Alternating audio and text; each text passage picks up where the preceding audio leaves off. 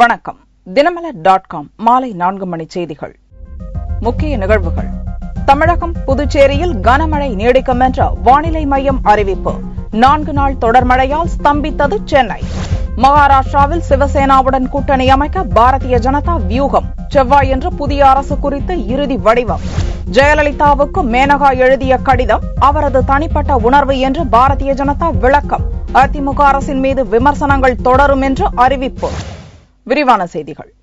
தமிழகம் மற்றும் புதுச்சேரியில் கனமழை மேலும் ஒரு நாள் நீடிக்க வாய்ப்பிருப்பதாக சென்னை வானிலை மையம் தெரிவித்துள்ளது. கடந்த வெள்ளிக்கிழமை முதல் சென்னை உள்பட தமிழகம் முழுவதும் பரவலாக கனமழை பெய்து வருகிறது. கடந்த 24 மணி நேரத்தில் குலசேகரன்பட்டினத்தில் அதிகபட்சமாக 17 சென்டிமீட்டர் மழை பதிவாகியுள்ளது. திங்களன்று செய்தியாளர்களை சந்தித்த சென்னை வானிலை மைய இயக்குநர் ரமணன், இலங்கை மற்றும் தமிழக வங்கக்கடல் பகுதியில் நிலை கொண்டிருக்கும் காற்றழுத்த தாழ்வு பகுதியால் அடுத்த 24 மணி நேரத்தில் தமிழகம் மற்றும் புதுச்சேரியில் பல்வேறு பகுதிகளில் மழை பெய்ய வாய்ப்புள்ளதாகவும் சில இடங்களில் கனமழை பெய்யக்கூடும் என்றும் கூறினார். கடந்த சில நாட்களாக தென்மேற்கு வங்கக்கடல் பகுதியில் நிலவி வரும் அந்த காற்றழுத்த தாழ்வு நிலையானது மேற்கு நோக்கி நகர்ந்து இன்று காலை 8:30 மணி அளவிலே இலங்கை கடலோர தமிழகம் மற்றும் அதை ஒட்டியுள்ள வங்கக்கடல் பகுதியில் ஒரு தாழ்வு நிலையாக நீடிக்கின்றது. இந்த தாழ்வு நிலை காரணமாக கடந்த 24 மணி நேரத்திலே பெரும்பாலான இடங்களில் மழை பெய்துள்ளது. பதிவு செய்யப்பட்ட தரவுகளின் அடிப்படையில் மிக அதிகமான மழை 17 சென்டிமீட்டர் குலசேகரப்பட்டினத்தில் பதிவாகியுள்ளது. வாரம் 24 மணி நேரத்தை பொறுத்தவரையிலே தமிழகம் மற்றும் புதுச்சேரியில் பெரும்பாலான இடங்களில் நாம் மழை எதிர்பார்க்கலாம். மன்னார் வளைகுடா பகுதியில் தாழ்வு நிலை நீடிக்கும் சூழல் உருவாகும் போதெல்லாம் தமிழகத்தில் கனமழை பெய்து வருவதாக கூறிய ரமணன், சென்னையை பொறுத்தவரை மேகமூட்டத்துடன் காணப்படும் என்றும் சில நேரங்களில் கனமழை பெய்ய வாய்ப்புள்ளதாகவும் கூறினார். தொடர்ந்து 4வது நாளாக சென்னையில் பெய்து வரும் அடைமழையால் மக்களின் இயல்பு வாழ்க்கை கடுமையாக பாதிக்கப்பட்டுள்ளது. சென்னையில் கடந்த வெள்ளிக்கிழமை முதல் தொடர்ந்து மழை பெய்து வருகிறது. மழைநீர் வடிகால் வசதிகள் போதுமானதாக இல்லாததால் பல இடங்களில் தண்ணீர் தேங்கியுள்ளது. தாழ்வான பகுதிகளில் குடியிருப்புகளை வெள்ளம் சூழ்ந்துள்ளது. மழையால் சாலைகள் நாசமடைந்துள்ளன. திங்களன்றும் கனமழை தொடர்ந்ததால் அலுவலகத்துக்கு செல்வோர் கடுமையாக பாதிக்கப்பட்டனர். மோசமான சாலைகள் மற்றும் வாகன நெரிசலால் கடும் பாதிப்பு ஏற்பட்டது.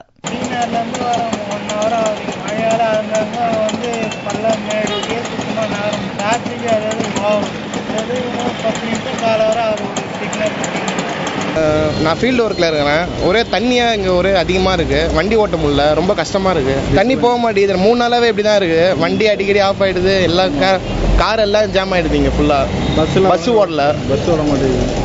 ஒரே டைனேஜ் எல்லாம் திறந்துருக்கு, மூட முடியல. தொடர் மழை காரணமாக திங்களன்று சென்னை, காஞ்சிபுரம், திருவள்ளூர் மாவட்டங்களில் பள்ளி, கல்லூரிகளுக்கு விடுமுறை அறிவிக்கப்பட்டது. தொடர்ந்து பெய்து வரும் கனமழையால் மக்களின் இயல்பு வாழ்க்கை பாதிக்கப்பட்டுள்ளது. தீபாவளியை முன்னிட்டு பல்வேறு பொருட்களை வாங்குவதற்காக மக்கள் கூட்டம் அலைமோதுவது வழக்கம். ஆனால் தற்போது தொடர்ந்து பெய்து வரும் மழை காரணமாக வியாபாரம் பாதிக்கப்பட்டுள்ளது. பட்டாசு கடைகளும் களை இழந்து தண்ணீர் சூழ்ந்து நிற்கின்றன. தீபாவளி பண்டிகைக்காக சென்னையிலிருந்து சிறப்பு பேருந்துகள் இயக்கப்படுகின்றன. அதிக அளவில் பேருந்து இயக்கப்படுவதால் கோயம்பேட்டிலிருந்து குறைந்தபட்சம் பெருங்களத்தூர் வரை கடுமையான வாகன நெரிசல் ஏற்படுவது வழக்கம். இவ்வாண்டு மழை காரணமாக போக்குவரத்து நெரிசலால் சென்னை ஸ்தம்பிக்க துவங்கியுள்ளது. கோயம்பேட்டிலிருந்து தென் மாவட்டங்கள் செல்வோர் பெருங்களத்தூரை தாண்டுவதற்கே பல மணி நேரமாகிறது. மகாராஷ்டிராவில் தொங்கு சட்டசபை அமைந்துள்ள நிலையில் அதிக இடங்களில் வெற்றி பெற்ற பாரதிய ஜனதா யாருடன் கூட்டணி சேரும் என்ற எதிர்பார்ப்பு ஏற்பட்டுள்ளது. 288 தொகுதிகளை கொண்ட மகாராஷ்டிர சட்டசபை தேர்தலில் பாரதிய ஜனதா 123 இடங்களிலும், சிவசேனா 63 இடங்களிலும், காங்கிரஸ் 42 இடங்களிலும், தேசியவாத காங்கிரஸ் 41 இடங்களிலும் வெற்றி பெற்றுள்ளன. எந்த கட்சிக்கும் மெஜாரிட்டி கிடைக்காமல் தொங்கு சட்டசபை அமைந்துள்ள நிலையில் அதிக இடங்களில் வெற்றி பெற்ற பாரதிய ஜனதா ஆட்சி அமைக்க உரிமை கோரும் என்று அதன் தலைவர் அமித் ஷா கூறினார். மகாராஷ்டிராவில் 25 ஆண்டுகளாக சிவசேனாவுடன் கூட்டணி அமைத்தே போட்டியிட்ட பாரதிய ஜனதா இம்முறை தனித்து களமிறங்கியது. இந்நிலையில் பாரதிய ஜனதா ஆட்சி அமைக்க வெளியிலிருந்து ஆதரவளிப்பதாக சரத்பவாரின் தேசியவாத காங்கிரஸ் கட்சி அறிவித்தது. இதனால் பாரதிய ஜனதா யார் ஆதரவுடன் ஆட்சி அமைக்கும் என்ற எதிர்பார்ப்பு மகாராஷ்டிர மக்களிடையே ஏற்பட்டுள்ளது. இதனிடையே சிவசேனா எம்எல்ஏக்கள் கூட்டம் மும்பையில் நடந்து வருகிறது. இதில் பாரதிய ஜனதாவுடன் கூட்டணி அரசு அமைப்பது குறித்து விவாதிக்க அறிவிக்கப்பட உள்ளதாக தெரிகிறது. தேசியவாத காங்கிரஸ் ஆதரவு தர முன்வந்துள்ள நிலையில் சிவசேனாவின் நிபந்தனைகள் குறையும் என்று பாரதிய ஜனதா கருதுகிறது. இதனால் திங்களன்று நடக்க இருந்த பாரதிய ஜனதா எம்எல்ஏக்கள் கூட்டம் செவ்வாய்க்கிழமைக்கு ஒத்திவைக்கப்பட்டுள்ளது. இதனால் பாரதிய ஜனதா தலைமையிலான கூட்டணி ஆட்சி அமைவதில் தொடர்ந்து இழுபறி நிலை நீடிக்கிறது. இந்நிலையில் பாரதிய ஜனதாவின் மேலிட பார்வையாளர்களாக மத்திய அமைச்சர் ராஜ்நாத் சிங் மற்றும் கட்சி பொதுச் செயலாளர் ஜே.பி. நட்டா செவ்வாயன்று மும்பைக்கு வருவார்கள் என்றும் அவர்கள் மாநில கட்சி நிர்வாகிகளுடன் ஆலோசித்த பிறகு சிவசேனா தலைவர் உத்தவ் தாக்கரேயை சந்தித்து பேசுவார்கள் என்றும் தகவல்கள் கூறுகின்றன. மகாராஷ்டிராவில் 1995 ஆண்டு முதல் 1999 ஆண்டு வரையில் சிவசேனா பாரதிய ஜனதா கூட்டணி ஆட்சி நடந்தது குறிப்பிடத்தக்கது. தமிழகத்தில் பாரதிய ஜனதா கட்சியை வலுப்படுத்த நடவடிக்கை எடுக்கப்படும் என்று அக்கட்சியின் மேலிட பார்வையாளர் முரளிதர் ராவ் கூறியுள்ளார். சென்னையில் திங்களன்று பாரதிய ஜனதா கட்சியின் மாநில அலுவலகமான கமலாலயத்தில் அக்கட்சியின் மேலிட பார்வையாளர் முரளிதர் ராவ் செய்தியாளர்களை சந்தித்தார். சிறையிலிருந்து ஜாமீனில் விடுதலையான ஜெயலலிதாவுக்கு வாழ்த்து தெரிவித்து மேனகா காந்தி கடிதம் எழுதியிருப்பது அவரது சொந்த உணர்வு என தெரிவித்த முரளிதர் ராவ் அது பாரதிய ஜனதாவின் கருத்து அல்ல என்று கூறினார். அரசியல் ரீதியாக அதிமுகவை விமர்சிப்பதிலிருந்து பாரதிய ஜனதா பின்வாங்கவில்லை என்றும் முரளிதர் ராவ் தெரிவித்தார். I would like to say, based on relation and based on the understanding about the sometimes that relation, writing a letter should not be seen as a policy statement from the party. Everybody is innocent till the final avenue is over. She might have expressed her personal faith in that. Our opposition to AIDMK government under the leadership of Jayalalitha in no way diluted in Tamil Nadu. ஜெயலலிதாவுக்கு ரஜினியும் கடிதம் அனுப்பியது குறித்து கேட்டபோது அனைத்து தலைவர்களுக்கும் அவர் மரியாதை நிமித்தம் கடிதம் எழுதுவது வழக்கம் என்று கூறிய முரளிதர் ராவ் வரும் காலத்தில் பாரதிய ஜனதாவில் நல்லவர்கள் இணைவார்கள் என்று நம்புவதாகவும் தெரிவித்தார். மகாராஷ்டிரா மற்றும் ஹரியானாவில் பெற்றுள்ள வெற்றி வரலாற்று சிறப்பு மிக்கது என்று வர்ணித்த முரளிதர் ராவ் இதைத் தொடர்ந்து தென் மாநிலங்களில் குறிப்பாக தமிழகத்தில் பாரதிய ஜனதா கட்சியை வலுப்படுத்த நடவடிக்கை எடுக்கப்படும் என்று கூறினார். நடிகர் ரஜினிகாந்துக்கு நன்றி தெரிவித்து ஜெயலலிதா கடிதம் எழுதியுள்ளார். அதிமுக பொதுச் செயலாளர் ஜெயலலிதா சிறையிலிருந்து ஜாமீனில் விடுதலையானதைத் தொடர்ந்து அவருக்கு நடிகர் ரஜினி வாழ்த்து செய்தி அனுப்பியிருந்தார். இதற்கு நன்றி தெரிவித்து திங்களன்று ஜெயலலிதா கடிதம் அனுப்பியுள்ளார். அதில் கடிதத்தில் ரஜினி காட்டியிருந்த அன்புக்கும் கருணை பொதிந்த உணர்வுகளுக்கும் நன்றி தெரிவிப்பதாகவும் அவருக்கு இறைவன் நீண்ட ஆயுள் நல்ல செல்வம் மட்டுமல்லாது ரஜினியின் முயற்சிகளுக்கு வெற்றியளிக்க வேண்டும் என்று பிரார்த்தனை செய்வதாகவும் ஜெயலலிதா கூறியுள்ளார். மேலும் ரஜினியின் குடும்பத்தினருக்கு தனது வாழ்த்துக்களையும் ஜெயலலிதா தெரிவித்துள்ளார். தமிழகத்தில் காலூன்ற முயற்சித்து வரும் பாரதிய ஜனதா ரஜினி மற்றும் ஜெயலலிதா இடையிலான பரஸ்பர வாழ்த்து கடிதங்கள் குறித்து உன்னிப்பாக கவனித்து வருகிறது. மருத்துவ ஆராய்ச்சியில் இந்தியா பின்தங்கிய நிலையில் இருப்பதாக பிரதமர் மோடி கவலை தெரிவித்துள்ளார். டெல்லியில் உள்ள எய்ம்ஸ் மருத்துவக் கல்லூரி பட்டமளிப்பு விழா திங்களன்று நடந்தது. இதில் சிறப்பு விருந்தினராக பிரதமர் நரேந்திர மோடி கலந்து கொண்டு மாணவ மாணவிகளுக்கு பட்டங்களை வழங்கி பேசினார். மருத்துவ ஆராய்ச்சி துறையில் இந்தியா பின்தங்கிய நிலையில் இருப்பதாக வேதனை தெரிவித்த பிரதமர் மோடி இந்தியாவின் நிலையை மாற்ற மருத்துவ மாணவர்கள் அவசியம் ஏதாவது செய்தாக வேண்டும் என்று வேண்டுகோள் விடுத்தார். ஒவ்வொரு மாணவனும் தனது பொறுப்புகளில் அதிதீவிரமாக இருக்க வேண்டும் என கூறிய மோடி அதே நேரத்தில் வாழ்க்கையை இன்பமாக கழிக்கவும் கற்றுக்கொள்ள வேண்டும் என்றார். मैं कभी अच्छा स्टूडेंट नहीं रहा हूं और न ही मुझे इस प्रकार से कभी अवार्ड प्राप्त करने का सौभाग्य मिला है. मैं आपसे आग्रह करूंगा कि आप अपने दायित्व पर इससे भी ज्यादा गंभीर हो, अच्छी चीज है, लेकिन जीवन को गंभीर मत बना देना. जिंदगी को हंसते खेलते संकटों से गुजरने की आदत बनाते हुए चलना. இதுபோன்ற பட்டமளிப்பு விழாக்களின் போது ஏழ்மை நிலையில் உள்ள பள்ளி மாணவ மாணவிகளை சிறப்பு விருந்தினர்களாக அழைக்க வேண்டும் என்ற புதிய யோசனையை முன்வைத்த பிரதமர் மோடி அதன் மூலம் அந்த மாணவர்கள் மனதில் நாமும் டாக்டராகி சாதிக்க வேண்டும் என்ற உத்வேகத்தை ஏற்படுத்த முடியும் என்று கூறினார்.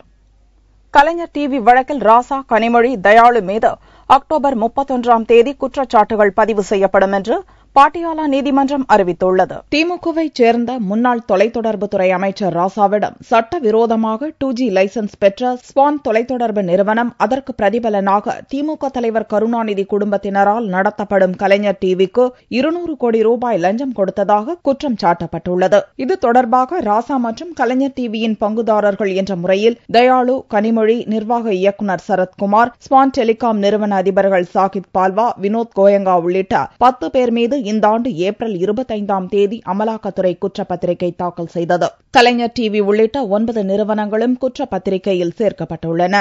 இந்த வழக்கில் குற்றச்சாட்டுகள் பதிவு செய்வதற்கான உத்தரவு அக்டோபர் 20ஆம் தேதி பிறப்பிக்கப்படும் என்று டெல்லி சிபிஐ நீதிமன்ற நீதிபதி OP சைனி ஏற்கனவே அறிவித்திருந்தார். அதன்படி திங்களன்று இந்த வழக்கு விசாரணைக்கு வந்தது. அப்போது உத்தரவு தயாராகாததை சுட்டிக்காட்டிய நீதிபதி சைனி குற்றச்சாட்டுகளை பதிவு செய்வதற்கான உத்தரவு அக்டோபர் 31ஆம் தேதி பிறப்பிக்கப்படும் என்று அறிவித்தார். Legal issues involved are numerous.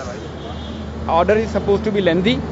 Number of accused is as high as 19, and moreover, it would be incumbent upon the court to reconcile it with the CBI charge sheet, which is totally contradictory to the Enforcement Directorate case, despite the Supreme Court's observation of and directions that ED should work in close coordination with CBI. So the court is taking time, and the court has adjourned the matter to 31st of this month. That is when the fate of these people will be decided.